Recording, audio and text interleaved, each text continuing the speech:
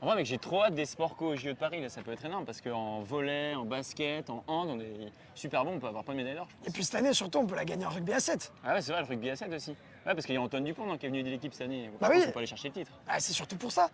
C'est un maestro, Antoine Dupont. Le gars, c'est le meilleur joueur du monde.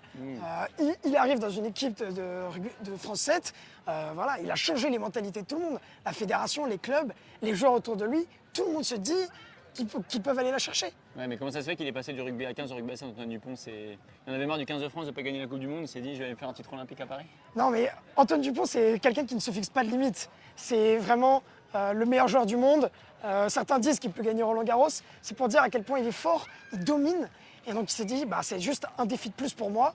Je vais rejoindre l'équipe de France à 7 pour les Jeux Olympiques de Paris pour aller remporter médaille d'or. Mais est-ce qu'il a vraiment sa place dans l'équipe de France de rugby à 7 du coup? Ou est-ce que c'est pas juste une star du rugby à 15, meilleur joueur du monde et qu'on met dans l'équipe juste pour briller à Paris? Il apporte vraiment quelque chose à l'équipe quand même? Ah oui, bien sûr. Ok. Antoine Dupont, il est extrêmement polyvalent. C'est le maître à jouer de l'équipe de France à 15, du Stade Toulousain. C'est vraiment un joueur qui sait se démerder, qui a la science du rugby. Et puis, voilà, il est phénoménal. Athlétiquement, il a ce qu'il faut. Et puis, dans le jeu du rugby, il est extrêmement dominant. Ah ouais, ok, donc je pense qu'on peut aller la chercher. Ah, on va la chercher. Yes, let's go. En plus, ils ont fait une très bonne saison, j'ai vu, parce qu'ils font finaliste à Vancouver en février. La semaine d'après, ils remportent le tournoi de Los Angeles. Et là, ils viennent de gagner les finals du tournoi final à Madrid. Donc, franchement, c'est de bon augure pour un titre olympique à Paris. Ah oui, l'équipe de France à 7, elle n'avait pas gagné depuis 20 ans. Les mecs qui sont en pleine bourre, ils ont arraché tout le monde cette année. Ils sont prêts à tout déchirer au JO. Il y a qui, en fait, comme rivaux principaux en rugby à 7? Il y a la Nouvelle-Zélande, forcément, j'imagine. Ouais, c'est ouais. les All Blacks aussi. Ouais, bah, c'est les All Blacks, fidèles à eux-mêmes, avec à peu près le même style de jeu. Voilà, une science du rugby, une culture du rugby qui mettent en application à 7, une équipe très dure à battre. Ok.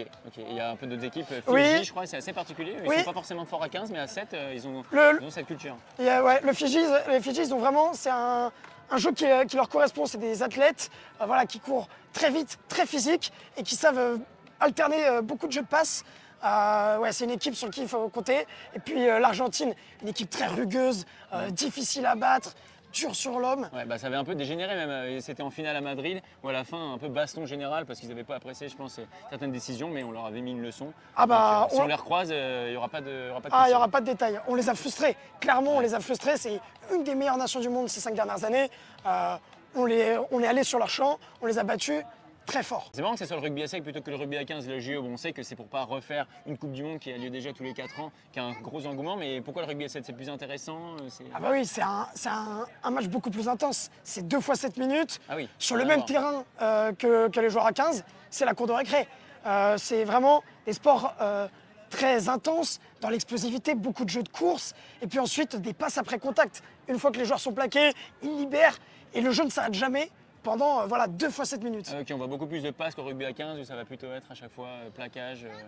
Oui, voilà, ça va essayer de chercher des espaces, des extérieurs. Il y a beaucoup plus d'espace. C'est un jeu beaucoup plus ouvert et beaucoup plus joué sur le 1 contre 1. C'est-à-dire, on décale sur les extérieurs et puis on essaye que voilà, nos ailiers vont faire la différence en 1 contre 1. C'est la même chose en défense. C'est un jeu où voilà, les défenseurs doivent gagner des 1 contre 1. C'est beaucoup plus du jeu de 1 contre 1. Ok, donc c'est aussi plus spectaculaire, j'imagine, parce qu'un contre 1 en rugby, il faut aller chercher le mec. Ah oui, Dans les chaussettes, quoi. voilà, c'est très spectaculaire. Les mecs voilà, tentent des feintes, des crochets. Et puis il y a toujours, voilà, chaque joueur est le dernier rempart de son équipe. Si on se trouve, ça part à l'essai. En plus, c'est intéressant d'avoir des joueurs de rugby à 15 dans cette équipe de France, comme Antoine Dupont, parce qu'ils apportent des choses un peu différentes, un peu de l'alternance dans le jeu. Ça, c'est pas mal pour cet été. Oui, c'est vrai que l'équipe de rugby à 7, elle est composée à moitié de joueurs de 15 et de joueurs de 7.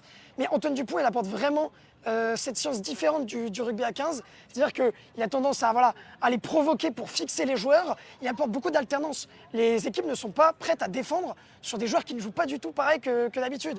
Antoine Dupont, voilà, il fixe les joueurs, il apporte des combinaisons et des manières de jouer que les défenseurs n'ont jamais vues. Ok, donc clairement, on est en pleine confiance grâce à lui. On se dit qu'on va forcément gagner quand on a le meilleur joueur du monde dans son équipe. Ouais, je pense qu'il a vraiment tout changé. En fait. Oui, les joueurs autour de lui, ils sont super contents de l'avoir, avoir le meilleur joueur du monde. Enfin, il a clairement apporté à l'équipe, les joueurs se sentent invincibles avec lui. On voit une équipe décomplexée, prête à gagner. Voilà. Et Antoine Dupont, en plus, arrive avec cette posture d'humilité. Il dit aussi qu'il apprend beaucoup de ses coéquipiers du 7. Voilà, une synergie qui se crée, l'ambiance du rugby.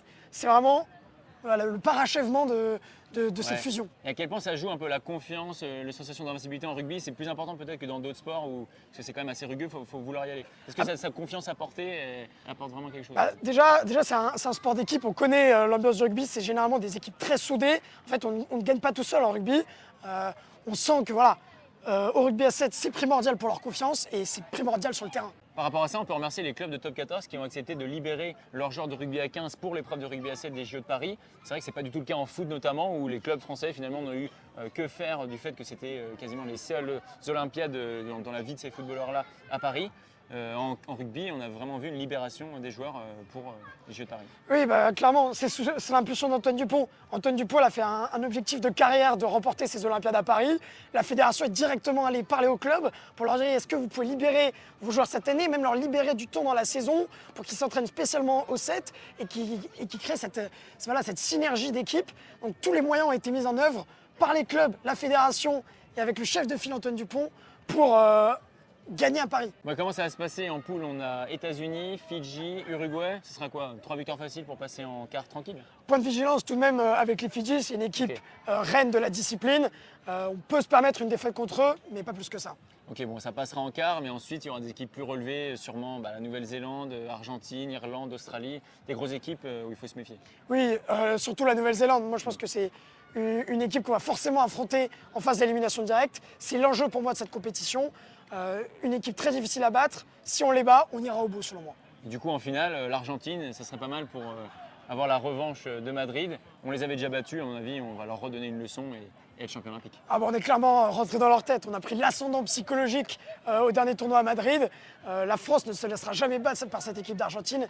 Voilà, je suis sûr qu'on les battra et en finale, ça serait magnifique. Ce serait énorme que l'équipe de France de rugby à 7 soit championne olympique cet été aux JO de Paris. Ça viendrait vraiment récompenser une génération dorée du rugby français qui n'a pas réussi à être championne du monde en rugby à 15. Bon, ça serait un peu ironique que ça vienne en rugby à 7, mais on prend. Oui, bien sûr, c'est assez paradoxal. L'équipe de France à 15, elle domine le circuit mondial depuis quelques années, mais n'a pas réussi à concrétiser ça, notamment après l'échec cuisant en France à la Coupe du Monde contre l'Afrique du Sud. Ce serait assez marrant que cette équipe de France 7, décomplexée, insouciante, vienne remporter sacrée cette génération dorée. On croit en vous, les gars.